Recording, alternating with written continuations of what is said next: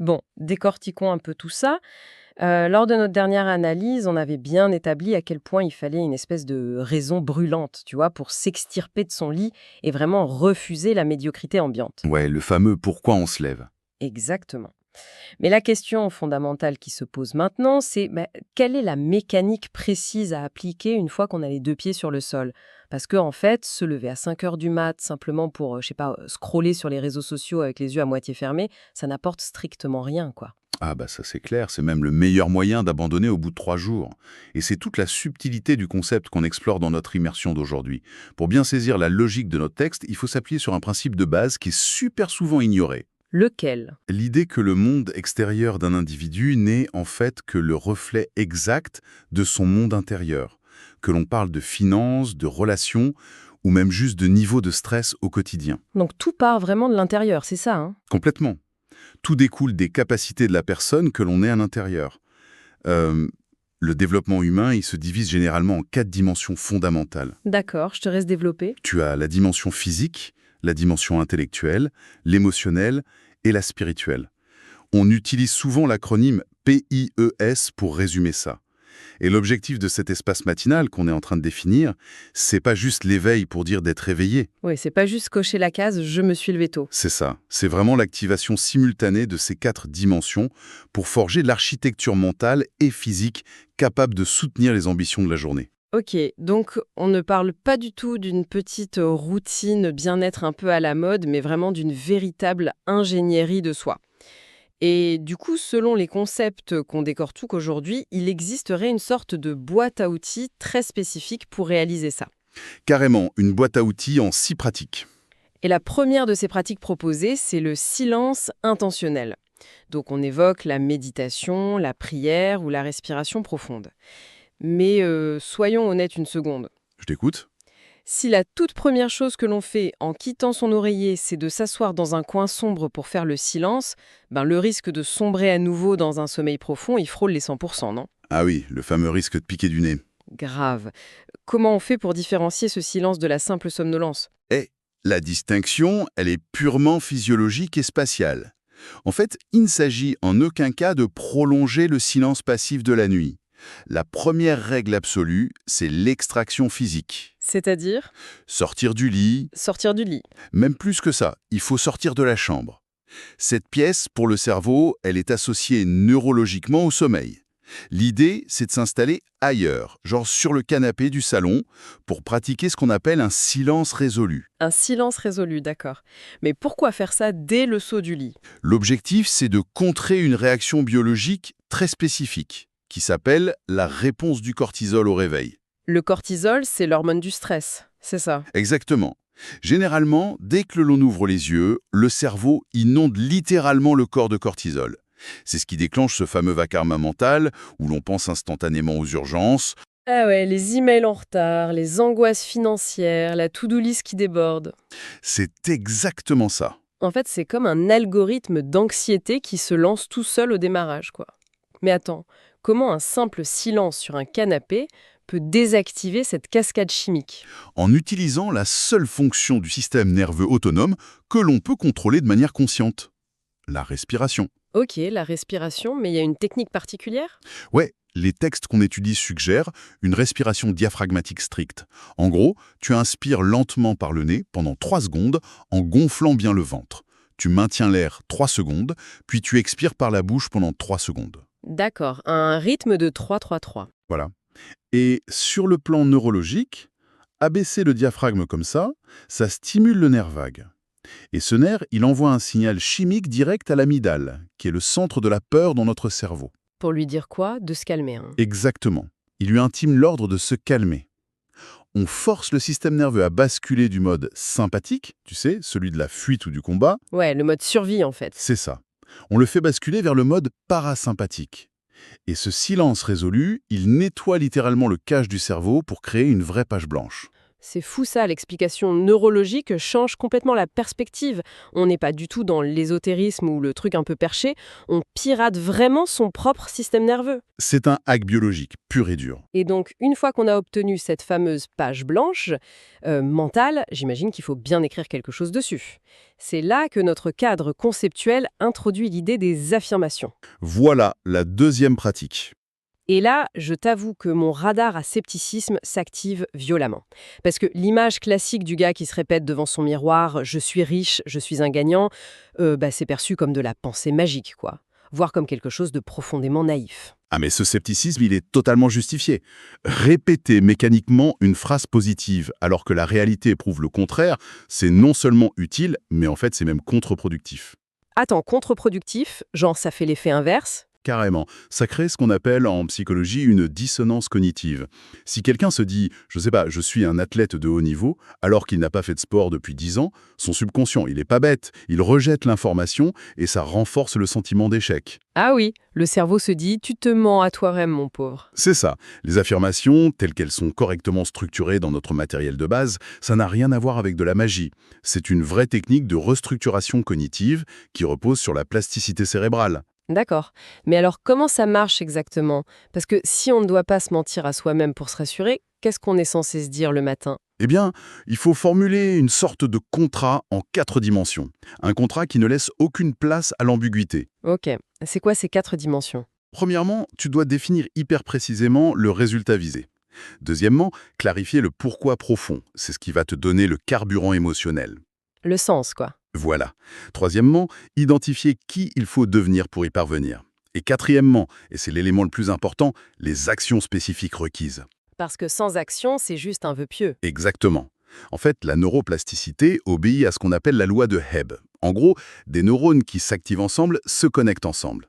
Donc pour créer une nouvelle voie neuronale, il faut associer une intention claire à une émotion forte, puis à une action. Du coup, si on prend un exemple très concret, au lieu de dire bêtement « je veux être en pleine forme », on dirait plutôt quelque chose comme je m'engage à courir 20 minutes chaque matin à 7 heures parce que je veux avoir l'énergie nécessaire pour jouer avec mes enfants et je dois pour cela devenir quelqu'un d'organisé et d'implacable sur mon emploi du temps. » C'est l'architecture parfaite. Tu vois la différence? Ah bah carrément, c'est super précis. Ce n'est plus une simple phrase en l'air, c'est un véritable algorithme d'action.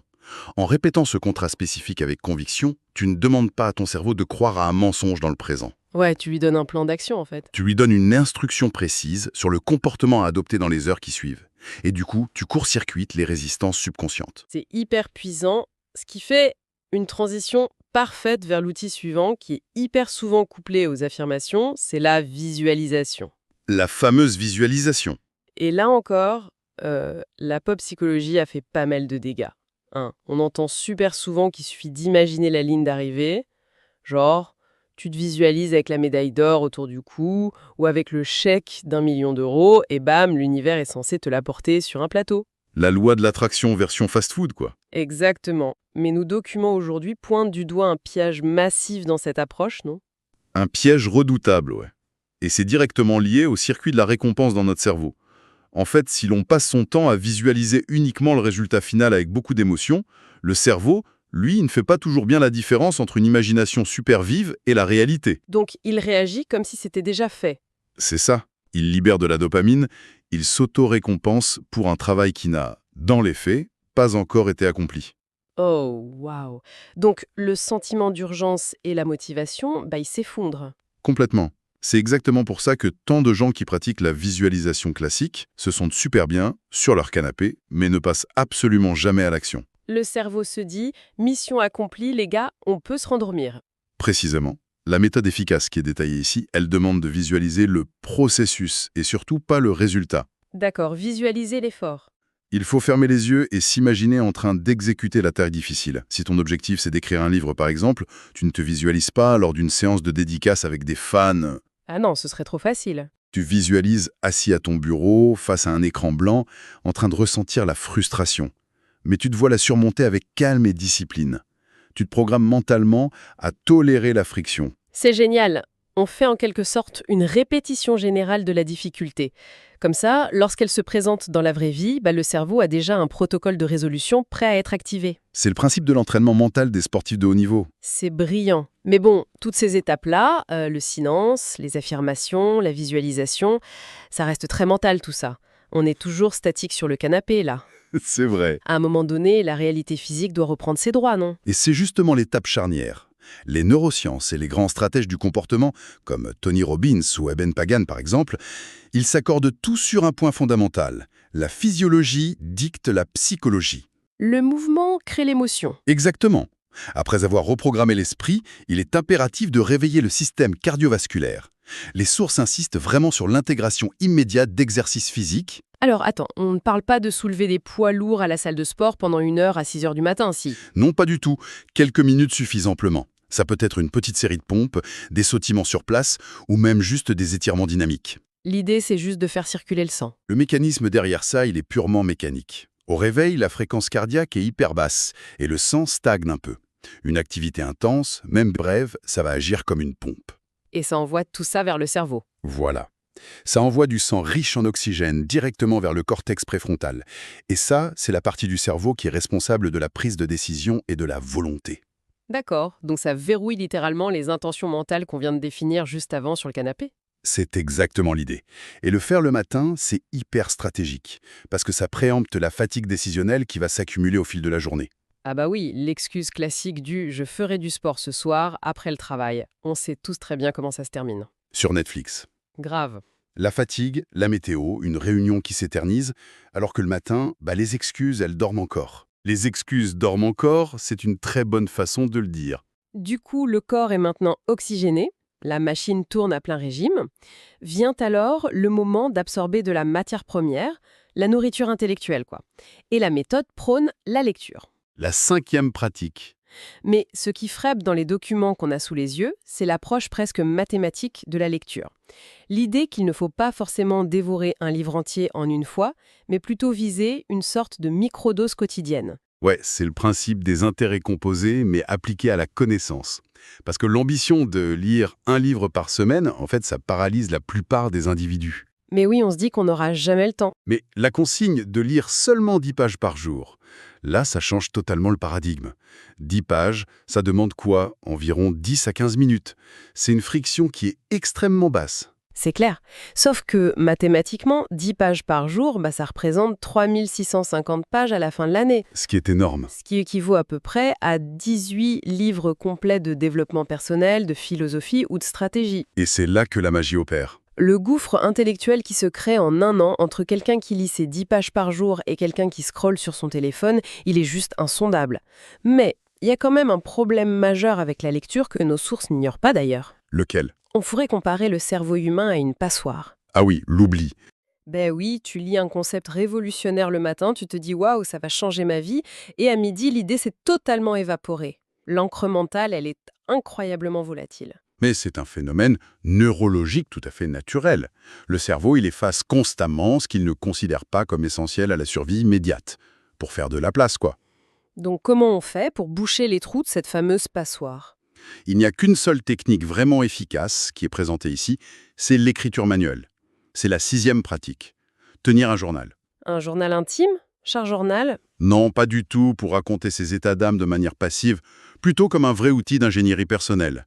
L'acte d'écrire à la main, ça engage le système réticulé activateur. C'est quoi ça? C'est une zone du cerveau qui filtre les informations. En fait, écrire à la main, ça signale directement au cerveau « Attention, ceci est une donnée critique. Retiens-la. » D'accord.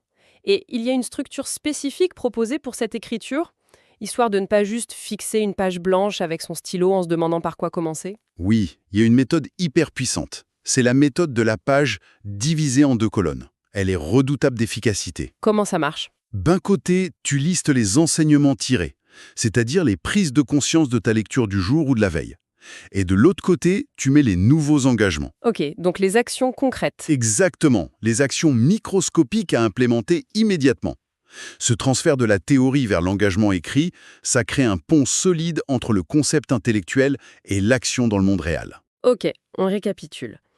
Le silence, les affirmations, La visualisation, le sport, la lecture et l'écriture. On a fait le tour des 6 pratiques. Le compte est bon.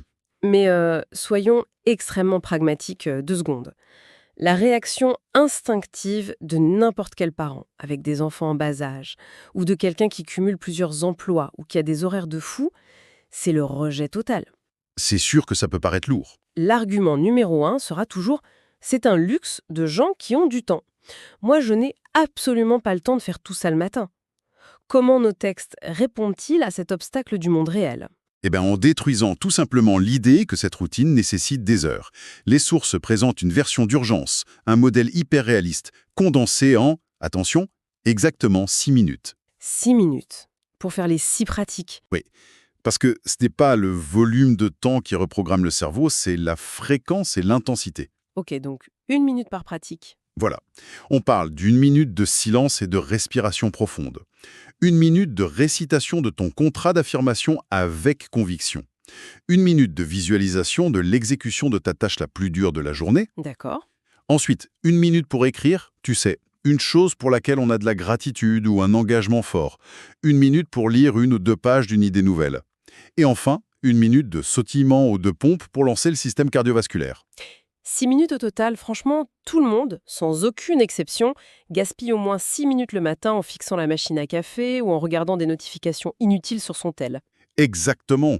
Remplacer ce temps mort par cette ingénierie de soi, c'est juste incontestable. Mais du coup, si ça ne prend que 6 misérables minutes, pourquoi y a-t-il un tel taux d'échec ?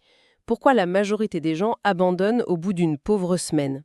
Et c'est ici que l'analyse devient vraiment fascinante sur le plan psychologique. Le véritable obstacle, en fait, il n'est pas logistique, tu vois. Il est neurobiologique. C'est-à-dire ? La culture populaire a propagé ce fameux mythe selon lequel il faut 21 jours pour créer une nouvelle habitude. Ah oui, on entend ça partout. Nos sources réfutent totalement ça. Elles expliquent que la fenêtre d'intégration est en réalité de 30 jours et qu'elle est divisée en 3 phases critiques de 10 jours, qui exigent chacune une stratégie mentale différente. La fameuse règle des 3 fois 10 jours.